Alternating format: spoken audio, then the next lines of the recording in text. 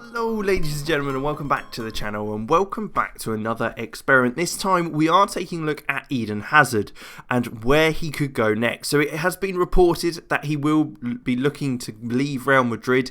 I believe it was around a transfer fee of 40 million I think they'd accept for him, which is a big downgrade on what he was originally purchased for. As you can see there, 90 million from Chelsea.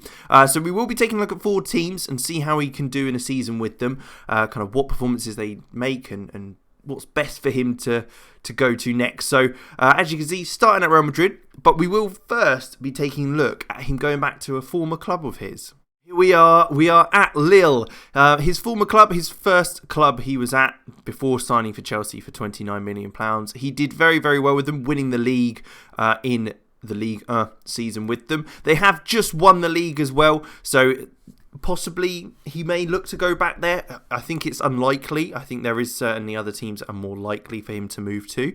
But there's every possibility he fancies going back to his original club. But we'll go ahead, season ahead, see how he's done in the year, if they've won anything, and how his performances have lived up. At the end of the season, we can see that he has managed to score 16 goals and got 13 assists with 10 player of the match awards in 38 games, which is very, very good. A 7.77 rating.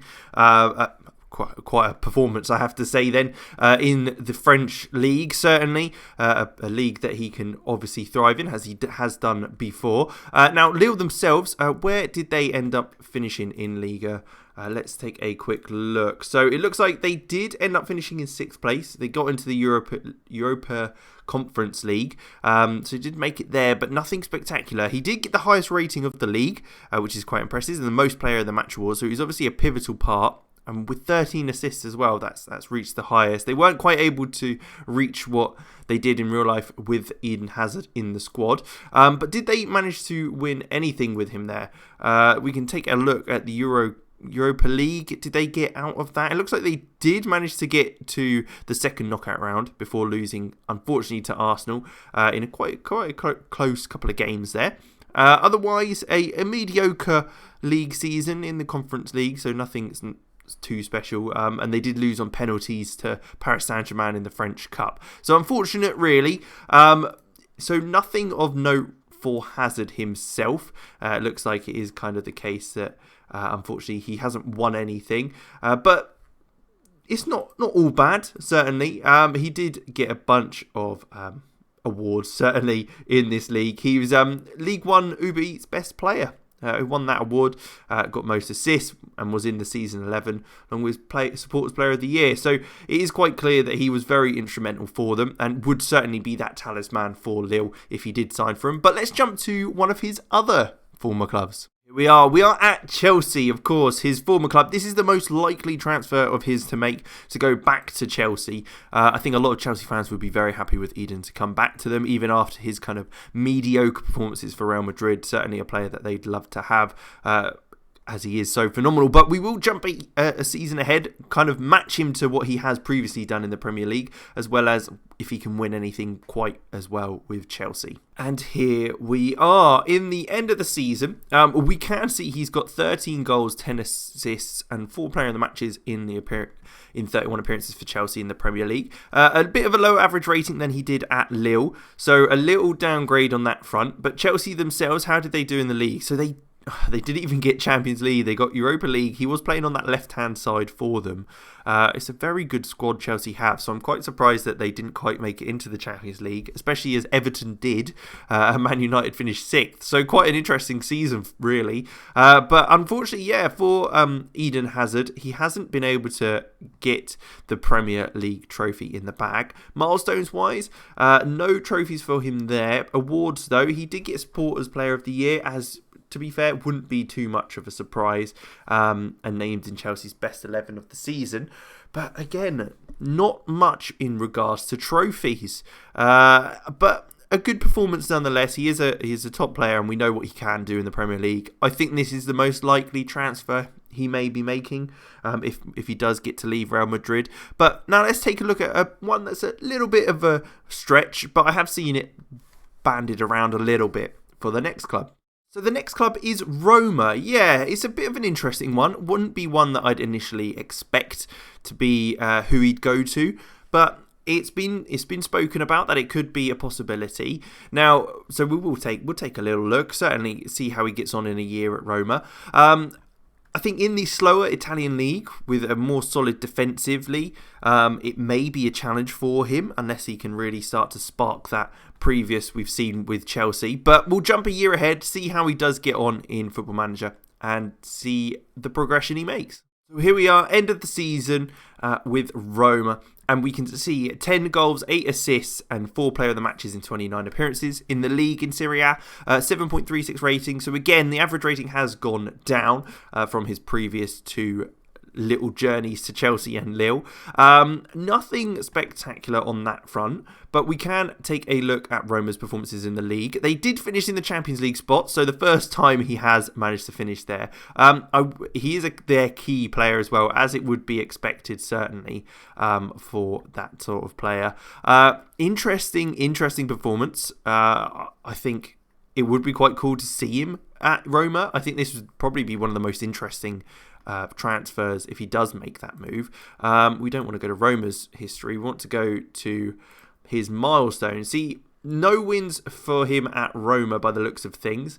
I don't think so anyway. But what we can also have a look at is his awards himself. So he got Supporters Player of the Year again. So each time he has done that, he has managed to get Supporters Player of the Year and get into the seasonal best 11.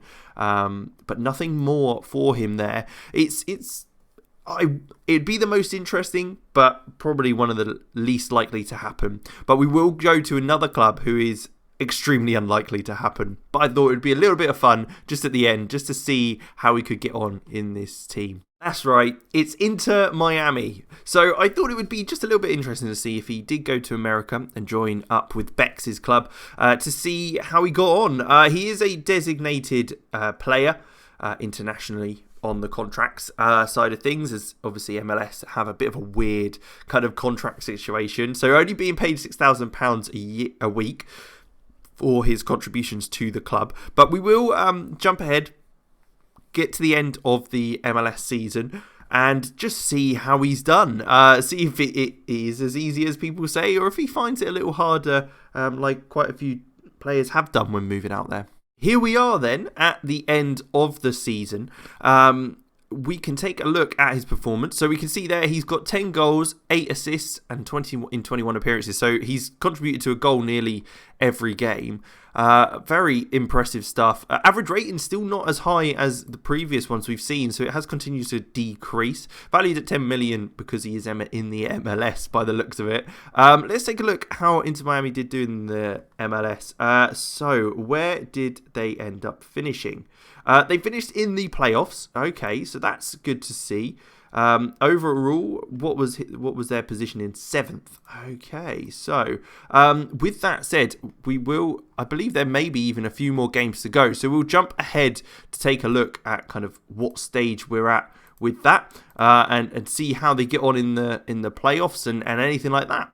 Here we have it then. They actually managed to win the MLS title, so the MLS Cup. They beat Seattle Sounders 2-1 in the final. We can take a little look at the team. Hazard was playing in that holding role. Quite a team they've got, to be fair, into Miami. They've got, it looks like Aurelio Gomez in goal. Obviously, Higuain up top, Matuidi in midfield. Hazard obviously in front there as well. It looks like they've also got Ahmed Musa. So quite the team, which looks very, very good. And they won the cup. It was a close game by the looks of things, but a goal by Musa and Pizarro meant that they did end up winning that. Hazard can be seen in the 3rd top goal scorer with 13 goals. 7.62 rating is the highest in the league. So he has absolutely contributed to that winning trophy. And it's quite funny, really, that is the only club he's been to where he's actually won a trophy. He was in the MLS All-Stars game win as well. So it's quite impressive. In total, not bad at all, but he was named in the best 11, named in the MLS best 11 as well, so ultimately it was probably his best performance, and he won a trophy there as well, so you can't really say much more than that. So looking at Hazard's future, if he goes to the MLS with Inter Miami, he'll likely get a trophy, but I think, as most people expect, his most likely transfer will be to Chelsea. But it'll be interesting to see where he goes, as it does look like Chelsea do not want him anymore. But I hope you enjoyed. Let me know if there's any other sort of experiments like this where we take a look at a player at a few different clubs that you'd like to see. Like, subscribe, all that good stuff. And I will catch you next time.